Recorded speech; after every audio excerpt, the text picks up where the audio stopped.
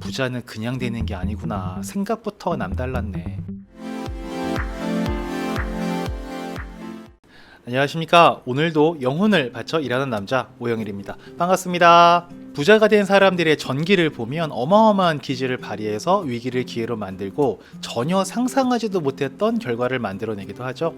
이거는 부자라서 기질을 보이는 게 아니라 기질을 발휘하는 방법을 알았기 때문에 부자가 될 수 있었다. 저는 그렇게 생각을 하고요.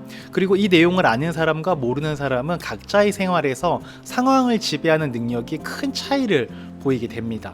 지난번에 감정이 아닌 상황에 집중하라 라는 말씀을 드렸었는데요. 부자는 철저하게 감정보다 상황에 집중하면서 신속하고 현명한 의사결정을 하게 됩니다. 감정이 아닌 이성적인 판단을 하는 것의 비밀은 인정의 4단계를 이해하는 데 있습니다. 우리는 인정하고 싶지 않은 상황을 맞닥뜨리게 되면 어쩔 수 없이 4가지의 감정을 느끼게 되는데요. 예를 들어서 한번 말씀드려 볼게요. 연인에게 이별 통보를 받았다는 슬픈 가정으로 한번 이야기를 해보겠습니다. 이별 통보를 받으면 처음에는 부정하게 됩니다. 아니야, 뭔가 다른 이유가 있을 거야. 우리가 얼마나 사랑하는 사이인데 이별이라니 말도 안 돼. 라며 이별이라는 사실 자체를 부정하게 됩니다. 그 다음은 분노입니다. 내가 얼마나 잘해줬는데 내가 선물도 많이 주고 어떻게 나한테 이럴 수 있냐고. 그 다음은 우울의 단계입니다. 밤마다 안 먹던 술을 진탕 마시고 누가 무슨 말을 해도 슬프고 세상의 모든 노래 가사는 다 내 이야기 같고, 그리고 마지막으로 인정의 단계입니다. 그래, 이제 정신 똑바로 차리고 살아야지. 그동안 연애하느라 잘 못 만났던 친구들도 좀 만나고 여행도 좀 혼자 훌쩍훌쩍 다니고 다시 막 세상이 밝아지고 기운이 넘쳐나게 됩니다. 자, 좀 공감이 되십니까? 내가 맞이하고 싶지 않은 모든 상황은 이 4단계의 감정으로 이루어지게 됩니다. 무서운 얘기지만 불치병에 걸릴 때도 이 4단계는 마찬가지로 이루어지게 되는데요. 내가 불치병이라니 말도 안 돼. 부정. 왜 내가 이런 병을 앓는 거야? 왜 하필 나야? 분노. 난 이제 끝났어. 우울. 그래, 남은 여생을 좀 더 의미 있게 보내보자. 인정. 법률 스님의 증문즉설에는 이런 얘기가 많이 나옵니다. 배우자가 돌아가셔서 너무 괴롭고 슬프다는 거예요. 그럼 법률 스님은 이렇게 얘기합니다.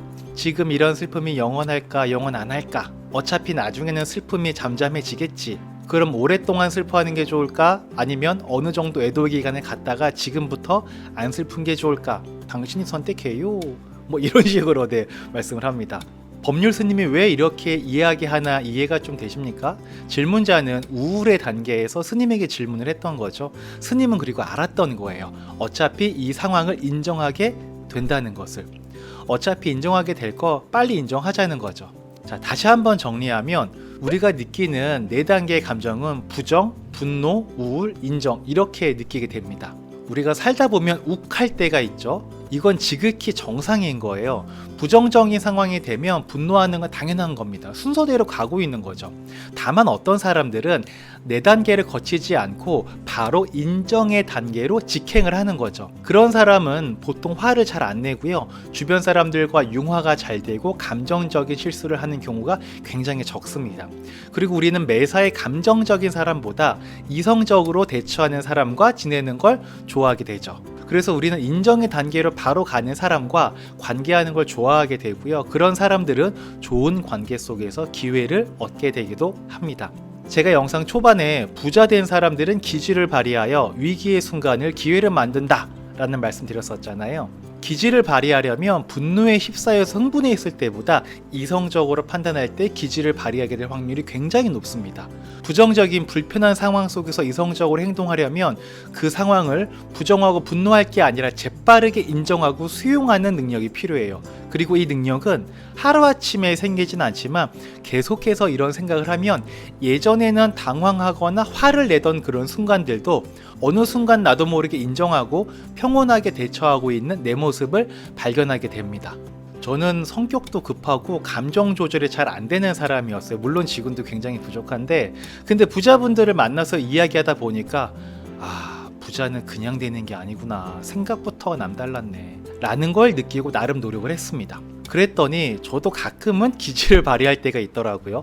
예전에 어떤 사람이 사람들 앞에서 저를 세워놓고 면박 줬던 때가 있었어요. 그러니까 옆 사무실을 쓰고 있었는데 저희 사무실이 시끄럽다는 게 그 이유였고요. 그냥 조금만 조용히 해주세요 라고 말하면 될 일인데 사람들 앞에 저를 불러 세워놓고 저희 사무실이 그쪽 사무실에 얼마나 시끄럽게 했는지, 그리고 자신들에게 얼마나 피해가 되었는지를 그 앉아있는 사람들이 한 명 한 명 다 저하게 얘기를 하게 한 거예요. 물론 저를 그 자리에 세운 사람은 저를 그 자리에 세워둘 어떠한 권한이나 권리도 없었습니다. 그냥 제 생각에는 제가 훨씬 더 어리고 만만해 보이니까 그랬던 것 같다라고 생각을 합니다. 그리고 소란스러웠던 건 인정을 하겠는데 사람들 앞에서 그렇게 세워놓는 건 굉장히 불쾌하고 기분이 안 좋았어요. 아마 그 사람은 저한테 똑똑히 기억하도록 한 방에 강하게 이야기하는 방법으로 저를 사람들 앞에 세워두는 걸 택했던 것 같아요.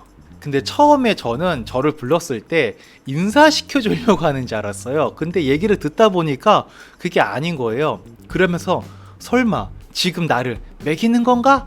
설마 막 이렇게 부정을 하다가 막 화가 났어요. 당신이 뭔데, 니들이 뭔데 나를 이 앞에 세워놔? 막 이렇게 화가 나는 거예요. 근데 앞에 서 있는데 이 상황이 너무 인정하기 싫은 거예요.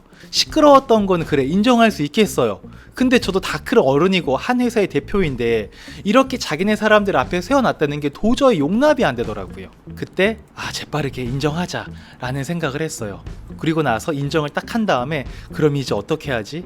지금 이렇게 고개만 숙이고 아무 말도 못하고 돌아가면 다음에도 분명히 이런 일이 반복될 텐데, 내가 가만히 그냥 맹탕처럼 이렇게 나가버리면 다음부터는 우리 사람들 모두를 우습게 여길 텐데 라는 생각이 막 떠올랐어요. 그래서 이대로는 안 된다, 뭔가 액션을 취해야겠다. 그러다가 문득 떠오른 게 뭐냐면 그 많은 사람들 앞에서 제가 책상에 올라가서 무릎을 탁 꿇고 자세를 잡은 거죠. 그리고 소란스럽게 해서 죄송합니다 라고 이제 정중하게 인사를 했습니다. 그랬더니 저를 앞에 세워놓은 사람이 너무 당황을 하면서 어쩔 줄을 몰라 하는 거예요. 뭐 그도 그럴만 하겠죠. 다 큰 어른이 이렇게 와서 무릎 딱 꿇고 하는데 뭐 그 사람도 그렇게까지 할 생각은 아니셨을 테니까. 그리고 밖에 나와서 제 입장을 분명히 말씀드렸어요. 얼마나 시끄럽고 불편하셨으면 저를 그렇게 불러 세우셨겠습니까? 다시 한번 사과드리겠습니다. 그런데 다음부터는 하실 말씀이 있으시면 좋게 따로 보자고 하셔서 말로 해주셨으면 좋겠습니다. 저도 충분히 알아들을 수 있거든요 라면서 이제 이야기를 마무리를 지었어요. 그랬더니 그 후로는 이제 저나 저희 사람들을 대하실 때 조금은 더 제 생각인지 모르겠지만 예의를 갖춰 주시더라고요. 만약 그 앞에 서 있었을 때 분노에 담겨서 제가 머물러 있었으면 지금 뭐 하자는 겁니까? 이러면서 좀 싸움이 났을 수도 있었겠다라는 생각은 들더라고요. 그래서 오늘 영상의 결론, 모든 상황에서 느끼는 감정의 종착점은 인정과 수긍이다. 부정, 분노, 우울 이런 단계는 점프해서 뛰어넘고 매 순간 이성적이고 현명한 판단을 하실 수 있기를 바란다 라는 말씀을 좀 드리고 싶었습니다. 오늘 영상 이 정도로 정리하도록 하겠습니다. 이상 2022년 1월 2일까지 일하지 않아도 월 3천만 원의 소득이 들어오는 시스템을 만드는 사람 오영일이었습니다. 들어주셔서 감사하고요. 다음에 또 뵙겠습니다. 들어가겠습니다. 안녕.